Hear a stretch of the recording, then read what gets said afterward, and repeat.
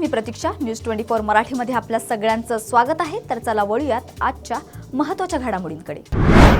PM Modi 29 April आणि 30 April अशा 2 दिवसांच्या महाराष्ट्र दौऱ्यावर येणार असून त्यांच्या 6 सभा होणार आहेत. मोदींच्या या सभेकडे सर्वांचं लक्ष लागलंय. अभिनेते आणि भाजप खासदार रवी किशन यांना दिंडोशी न्यायालयाकडून दिलासा मिळालाय. 25 वर्षीय महिलेनं रवी किशन यांची DNA चाचणी करण्याची मागणी केली होती, मात्र न्यायालयाने ही याचिका फेटाळून लावली आहे.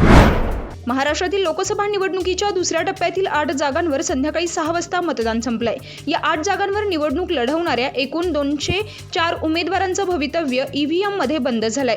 4 जूनला निकाल लागणार आहे. दरम्यान लोकसभा निवडणुकीच्या दुसऱ्या टप्प्यातील 8 मतदारसंघात संध्याकाळी 5 वाजेपर्यंत 53.51% मतदानाची नोंद झाली आहे.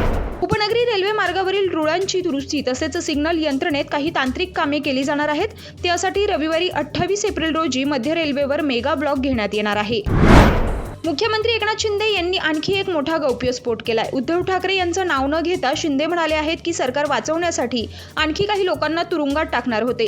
त्यांच्या या गौप्यस्फोटानंतर राज्याच्या राजकीय वर्तुळात एकच खळबळ उडाली आहे. महायुतीचा नाशिक लोकसभेचा तिढा अद्याप सुटलेला नाही. शिवसेनेचा या जागांवर दावा कायम असताना आता सिन्नरचे आमदार माणिकराव कोकाटे यांनी पक्षानं सांगितल्यास निवडणूक लढवणार असल्याचं मोठं विधान केलंय. नांदेडमधील एका तरुणानं EVM मशीन फोडलंय. नांदेडच्या बिलोली तालुक्यातील रामतीर्थ येथील मतदान केंद्रावर ही घटना घडली आहे. या तरुणानं छोट्या कुऱ्हाडीनं EVM मशीन फोडलंय. भैयासाहेब एडके असं या तरुणाचं नाव आहे. यानंतर मतदान केंद्रावरील पोलिसांनी या तरुणाला तातडीनं ताब्यात घेतलंय. तर या तरुणानं असं कृत्य का केलं याचं कारण अद्याप अस्पष्ट आहे. विजय वडेट्टीवारांनी नागपुरात माध्यमांशी संवाद साधला. यावेळी विजय वडेट्टीवार म्हणाले की EVM मशीन बंद कशा पडतात, कारण त्यांची आधी ट्रायल घेतली जाते. यामागे षडयंत्र आहे का अशी शंका त्यांना येत आहे. आम्ही सर्व ठिकाणी सभा घेत आहोत. उद्धव ठाकरे सारखं घरात बसून फेसबुक लाईव्ह करायचं का अशी घणाघाती टीका मुख्यमंत्री एकनाथ शिंदेंनी केली आहे. ते छत्रपती संभाजीनगरमध्ये आयोजित करण्यात आलेल्या पत्रकार परिषदेत बोलत होते. लोकसभा निवडणुकीच्या पार्श्वभूमीवर कर्नाटकातील विजापूर येथे काँग्रेस नेते राहुल गांधी यांची जाहीर सभा पार पडली. या सभेत त्यांनी पंतप्रधान मोदींवर निशाणा साधलाय. राहुल गांधी म्हणाले की आजकाल पंतप्रधान मोदी खूप घाबरलेले दिसत आहेत. कदाचित येत्या काही दिवसात ते सभेत स्टेजवर रडू शकतात असा खोचक टोला राहुल गांधींनी मोदींना लगावलाय. जागा वाटपावरून महायुतीमध्ये सर्व काही अलबेलं आहे की नाही अशी चर्चा रंगली होती. मात्र आता पुढील 24 तासामध्ये महायुतीमध्ये रखडलेल्या सर्व जागांवरती महायुतीकडून घोषणा केली जाणार आहे.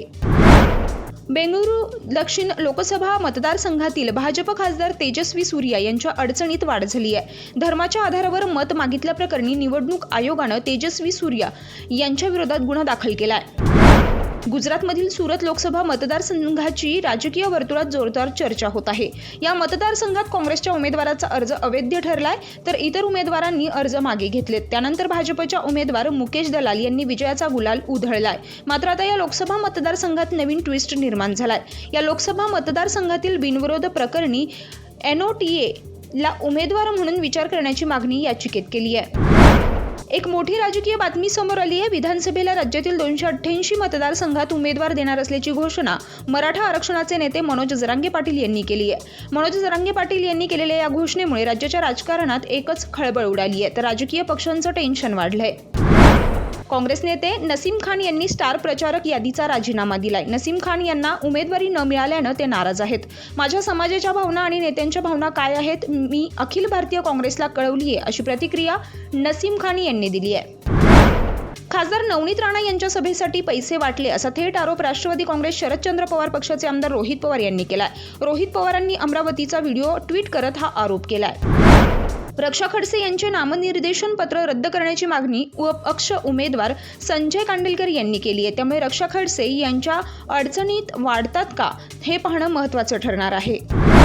राष्ट्रवादीचे नेते आणि राज्याचे मंत्री धनंजय मुंडे यांनी माजी केंद्रीय मंत्री शरद पवार यांच्यावर जोरदार हल्ला केलाय. तुम्ही पुलोद सरकार स्थापन केलं, ते सरकार आणि अजितदादांनी महायुती केली तर गद्दार असा सवाल मुंडे यांनी केलाय. लोकसभा निवडणुकीच्या दुसऱ्या टप्प्यात 26 एप्रिलला मतदान पार पडलं. देशातील 13 राज्यातील 88 लोकसभा जागांवर मतदारांनी मतदान केलंय. या टप्प्यात राहुल गांधी, हेमा मालिनी यांच्यासह अनेक दिग्गज नेत्यांची प्रतिष्ठा पणाला लागली आहे.